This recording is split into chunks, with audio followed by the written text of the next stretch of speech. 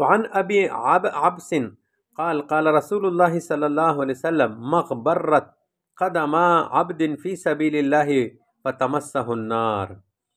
حضرت ابو عبس رضی اللہ تعالیٰ عنہ کہتے ہیں کہ رسول کریم صلی اللہ علیہ وسلم نے فرمایا، جس بندے کے پاؤں خدا کی راہ یعنی جہاد میں گردآلود ہو جاتے ہیں تو پھر اس کو دوزخ کی آگ نہیں چھوتی۔ مغبرت اللہ کے راستے جہاد میں ایک مجاہد کا سب سے زیادہ مٹی اور غبار سے واسطہ پڑتا ہے، اور یہی چیز مجاہد کی نجات کا ضامن ہے۔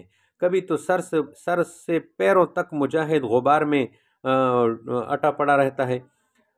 اس سے راہ جہاد کی تمام مشقتوں کی طرف بھی اشارہ ہے۔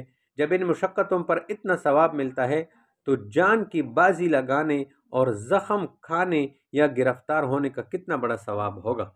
تو جہاد کے راستے کی غبار کی فضیلت بھی ہو گئی۔ وعن انس رضی اللہ عنہ قال قال رسول اللہ صلی اللہ علیہ وسلم لغدوۃ فی سبیل اللہ او روحۃ خیر من الدنیا وما فیہا۔ حضرت انس رضی اللہ تعالی عنہ کہتے ہیں کہ رسول کریم صلی اللہ علیہ وسلم نے فرمایا، ایک صبح کے لیے یا ایک شام کے لیے خدا کی راہ میں شرکت جہاد کی غرض سے جانا دنیا کی چیزوں سے بہتر ہے۔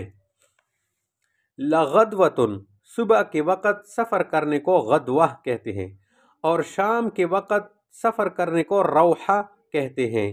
ان دو اوقات کا خصوصی طور پر اس لیے ذکر کیا گیا ہے کہ عام طور پر پہلے زمانے میں جنگ انہی دو اوقات میں لڑی جاتی تھی، کیونکہ ان اوقات میں گرمی کی شدت نہیں ہوتی تھی، اور ظہر کے بعد نصرت الہی کی ہوائیں چلتی ہیں، اس لیے جہادی معرکوں کے لیے ان دو وقتوں کو منتخب کیا گیا ہے۔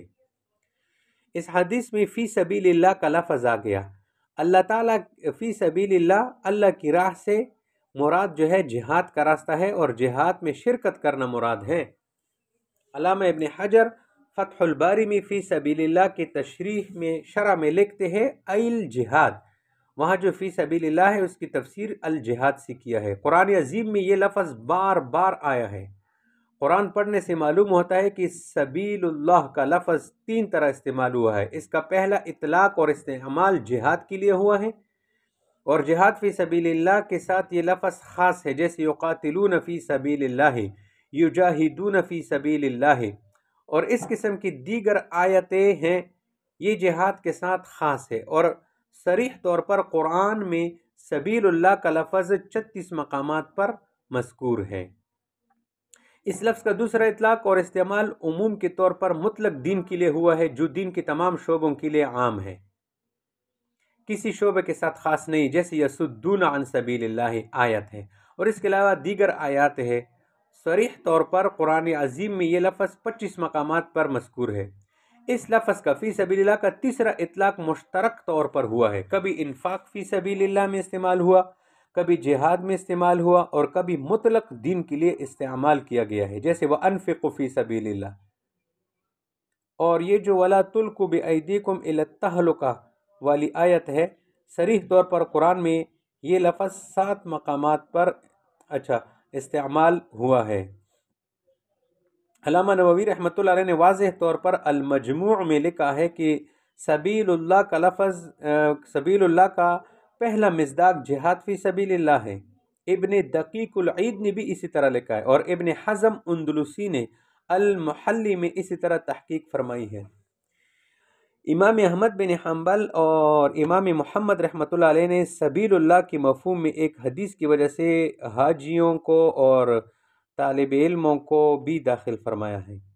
صاحب ہدایہ نے کتاب الزکوٰۃ میں وفی سبیل اللہ کی تشریح میں لکھا ہے المنقطع الغزاة لأنه المتناہم عند الاطلاق، یعنی جب فی سبیل اللہ مطلق استعمال ہو جائے تو اس کا پہلا مصداق مجاہدین ہے۔ مشکات شریف میں کتاب الجہاد میں یہ لفظ تقریباً 90 بار آیا ہے جو جہاد کے لیے استعمال ہوا ہے۔ لہٰذا ہر مسلمان کو چاہیے کہ فی سبیل اللہ کے مفہوم کو نہ زیادہ تنگ رکھے اور نہ زیادہ وسیع کرے۔ تو جو لوگ خاص کر اپنے کام کے لیے بس سبیل اللہ کا لفظ استعمال کرتے ہیں، باقیوں کے لیے نہیں، تو یہ غلطی پر ہے۔ تو اس حدیث میں سبیل اللہ اور اس کی تشریح تھوڑی سی بیان کی گئی۔ وعن سہل بن سعد قال قال رسول اللہ صلی اللہ علیہ وسلم رباط یوم فی سبیل اللہ خیر من الدنیا وما علیہا متفق علیہ۔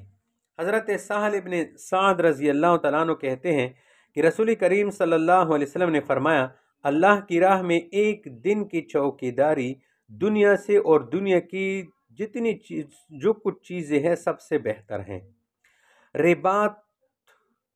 رباط یومن یہ ارتباط سے ہے جو باندھنے کے معنی میں آتا ہے، کیونکہ سرحدات بونٹریاں جو ملک کی بونٹریاں ہوتی ہیں، سرحدات اسلامیہ پر پہرا دینے والا شخص بھی اپنے گھوڑے اور اپنے آپ کو سرحد پر بونٹری پر باندھ کر پہرا دیتا ہے۔